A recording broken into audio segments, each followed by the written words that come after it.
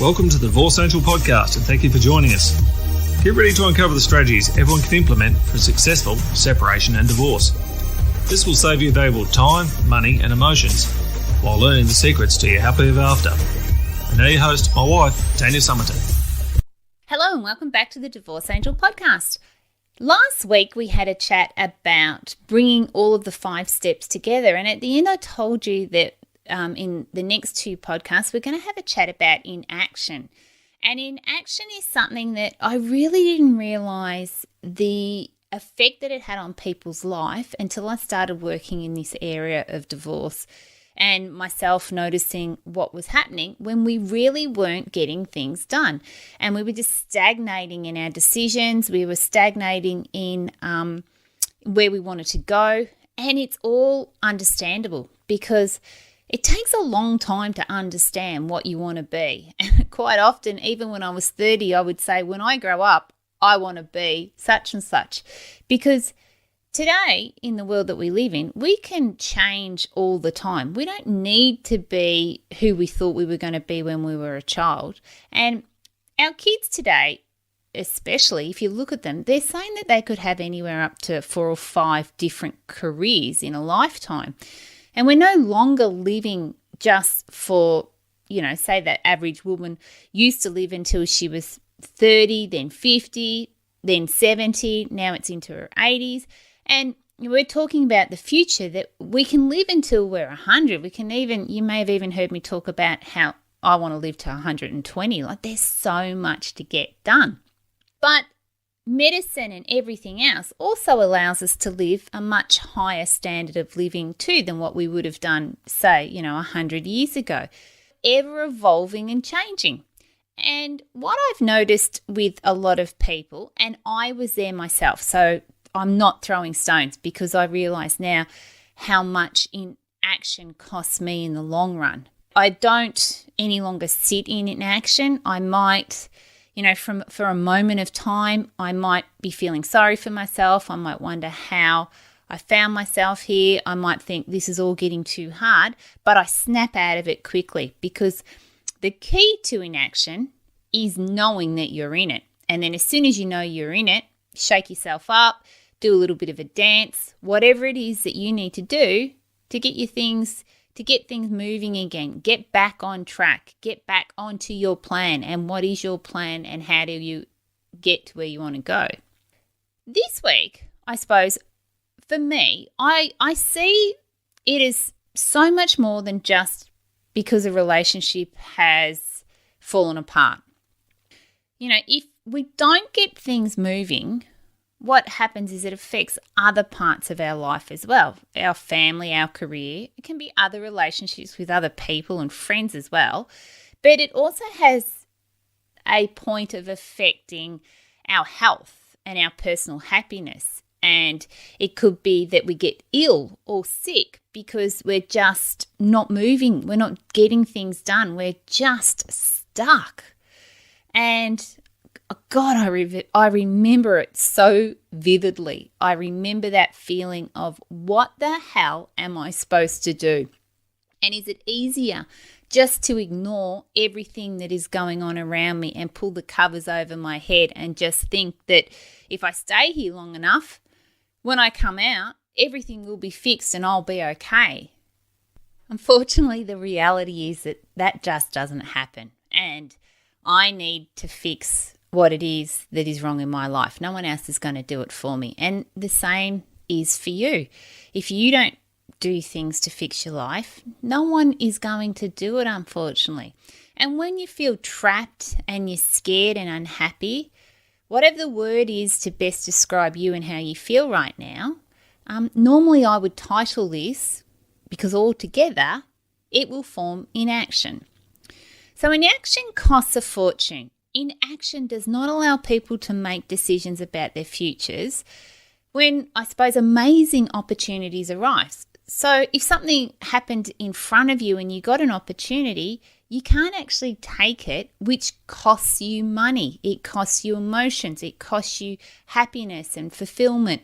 It might cost you an amazing future because you can't take those steps because you've still got too much stuff to sort out before you can move forward.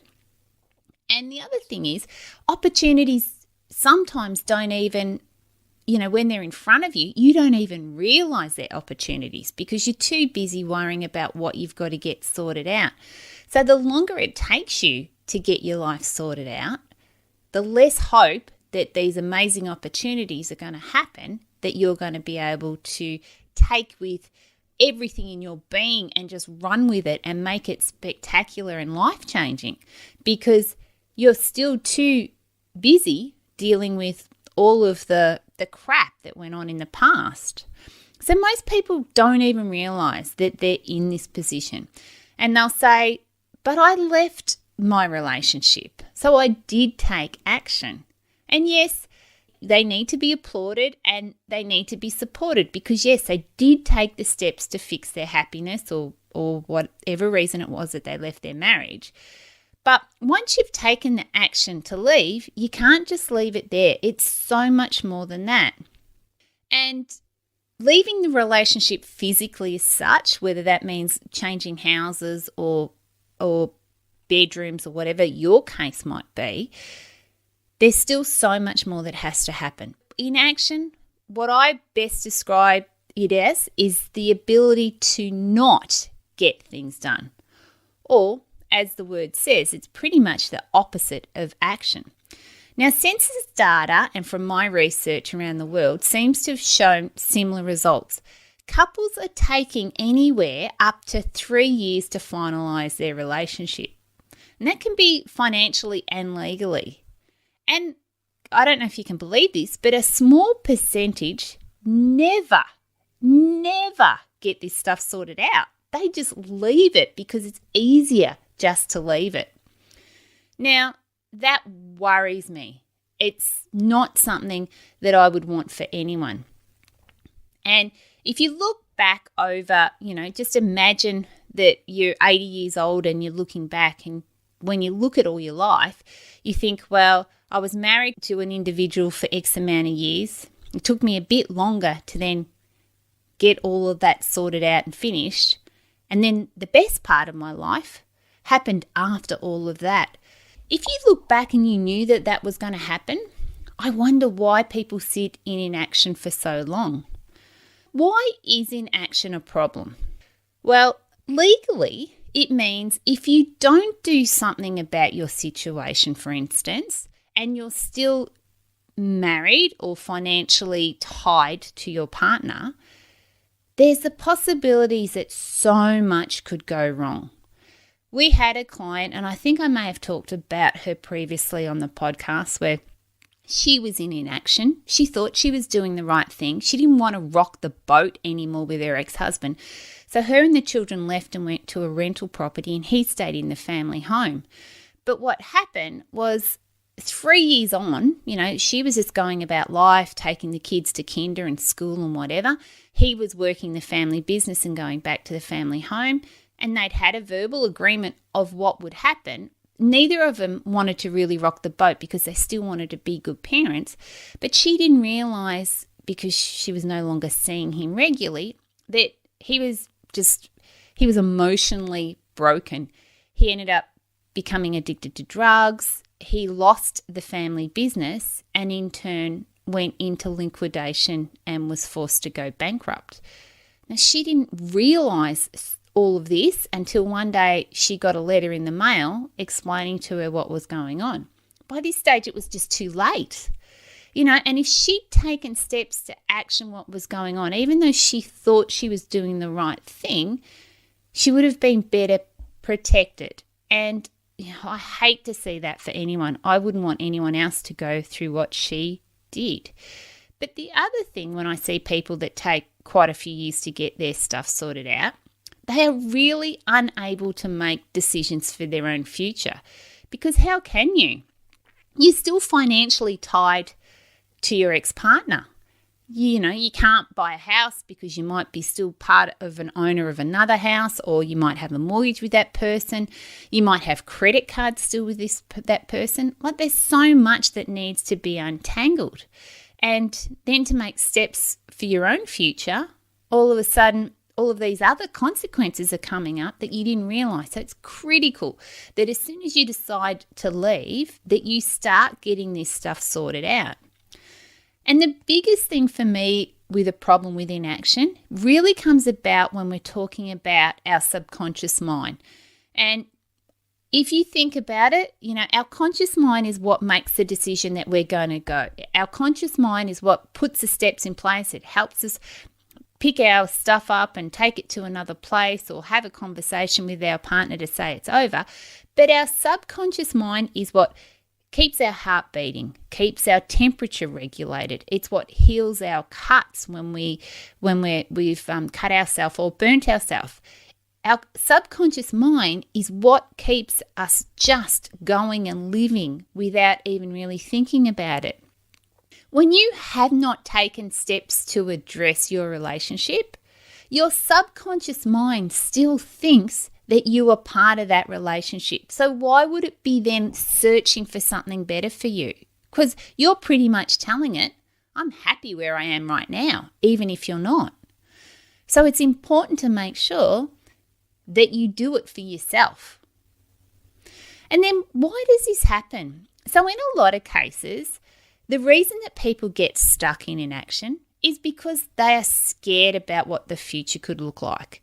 They've taken the big steps to address the unhappiness and to split, and then they go, wow, let's wipe the sweat off our brow. We've done that. I've been able to do that. Now I'm just going to have a rest for a little bit. I'm just going to deal with where I am. I'm going to accept it. And then maybe in a year or something, then I'll take the steps that I need to do after that. And that's all okay.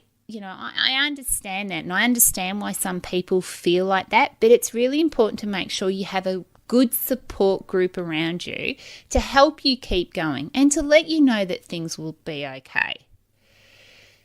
The other part with why does this happen, like I said about that previous client, she just didn't want to upset anyone. She was such a lovely person. She thought, well, we're parenting our children together. At least I'm not living in that unhappiness of that relationship that I was. So even though I've moved, things are a tad better. And if you think about it incrementally, oh God, I can't even say the word, things have got better to what they were, say, years ago. So at least you are feeling that there's less animosity in the house. You feel like you are starting to semi-make decisions for your own future, that you don't have to worry about your other partner. But you still aren't doing enough to really be independent. And feeling like there's plenty of time and there's no reason to make things any worse. Why wouldn't I just stay where I am? Because at least I've got 50 years to live. I've got plenty of time to get this sorted out. But opportunity will pass you by, and opportunity is such an amazing thing. But if you're still tied to your previous life or you're not addressing your future, you'll get less and less opportunity. And that's sad. So there's the ability for something amazing to happen, but you've got to get your stuff sorted out. And he or she can take the steps because I've done everything else. Now I hear this regularly, and it's actually sad how often I hear this. But someone will say, no, I'm not doing any more. I've done all this. I've packed up the house. I've put all her stuff in this box, or I've gone and spoken to these people. I've done this. It's he or she's turn to do the rest, or to at least start the process. And that is just, to me, one of the most ridiculous things that I've ever heard, because if you think about it, you're never going to be with this person forever. If you don't do the things that you need to do for yourself, no one else ever is. So why would you want someone else to be putting those steps in place? And I get it, I really do, because I remember when I was going through this and we were selling our house, and I can remember that I felt like I did everything to get the house ready to be sold. I painted the walls, I got in the gardener, I did everything with the real estate agents. I was the one that was cleaning the house for all of the open sending the kids off to wherever they had to go so the house would be spotless for when people were coming through. I was doing the gardening, and then when the opens were on, I'd have to take the dogs down the river to get them out of the house so people could walk around freely. And I just felt like, why am I doing all of this? Yet he's going to benefit when the house is sold. It just doesn't seem fair. And at that stage, I was pretty bitter about it. Like, this is not okay. But I continued to do it, and I did it over and over again. And I realize now all of those things that I did, that actually gave me strength. They made me realize that I can do what I want to do. I don't need anyone else to rely on. If I really set my mind to something, I can get it done, even though at that moment, or in that moment, it seems like it's terrible. I still did it. That's why this happens, because you start to feel like this. How do you know if you're in inaction? So right now, you need to ask yourself, are you sitting there watching Netflix and not getting anything done? Do you feel like you're in limbo? Do you feel like you're living Groundhog Day and you're just not getting anywhere? And I suppose another way to describe it is you just feel like you're frozen in time. And I've even had clients say, maybe I should go back. So they've left the relationship and they're now so stuck in inaction, they think, well, maybe if I go back, my life might get better. At least if I go back, it might have been bad, but then there was some good in it. So rather than go, what do I need to do to improve my life? They're just so stuck in the moment of, and in most cases, it's unhappiness. And like I said last week, it's painful. You can feel like you're stuck in Groundhog Day, and the grass is not greener on the other side. And this I need to get across. Grass is not greener on the other side for some years. But once you get over those period of years, it can be absolutely spectacular. And you've got to think of the big picture, of the long game, not just right now in the moment. Going back just because you don't know what to do, or you feel like you're in Groundhog Day, or you're not getting anywhere, that's not going to fix anything. That's just taking you back to where you were years earlier. So as you can see, inaction is an issue. And next week, because obviously I don't have enough time this week, I want to talk about how we move from inaction and the importance of why we need to move on. And be honest with yourself. Really be honest with yourself. Are you in inaction, even if it's just a little bit? Are you sitting around watching Netflix and putting things off that could be done right now? Things that are easy to ignore, but they might have a massive impact on your future. Could you be selling your house, but instead you're saying, no, it's just easy to stay where I am right now. I'm not going to sell the house because right now I've got a roof over my head. I feel secure. But you are frozen in time right now. You are stuck where you are until you sort this out. And it might be hard for a little bit of time, but eventually it will get better. Eventually new possibilities, opportunities will confront you, which you'll be able to address and move forward on. Finalising your paperwork. It could even just be having a conversation with an ex about the next steps, or it could be a tough conversation you've got to have with someone else, and you're dwelling on it and you're having this conversation in your head about how it might go. I promise you it probably won't go how you think it is. It might go so much better, but you're making it up to be something that it's not. But once you've had the conversation, at least you can move on. It's done. It's dusted. You've got the courage up to say what you need to say, and then it's over with. As long as you say it in the right manner and you've thought about the consequences and you don't ever talk about blaming someone. It's all about we and why and us and moving forward. I mean, that is if you're talking to your ex. If you're talking to someone else, it's different. But it's important to consider all of these things. So sometimes just taking little steps can make you feel like your life is improving. And only you can make a difference. No one else can do it for you. You need to take control and get on with it. Because whether you like it or not, you're sort of feeling trapped and contained right now. Even though you feel like you've got freedom, you've still got barriers around your decisions and what you need to do and how you can make them. So next week, I'm going to have a chat about how you can get out of inaction and why it is one of the most costly things I see. Because opportunities lost can cost you a fortune.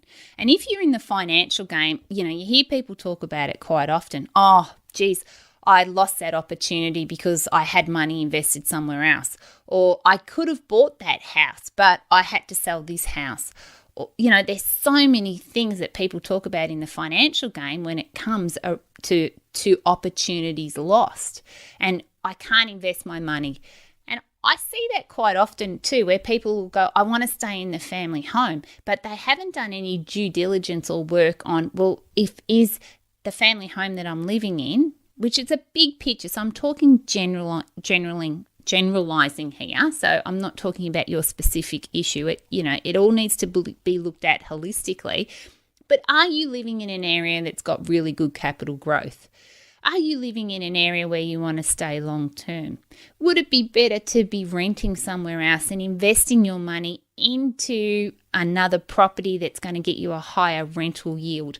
Or is a managed fund going to be better for you? Like, there's so many opportunities out there, and I'm not telling anyone what they should or shouldn't do. That's why we've got professionals in all these areas. But, there's a lot to think of. We are not just trapped in what we're living in our reality right now. We've got the opportunity to make some really hard decisions, and those hard decisions could be the start of something truly amazing.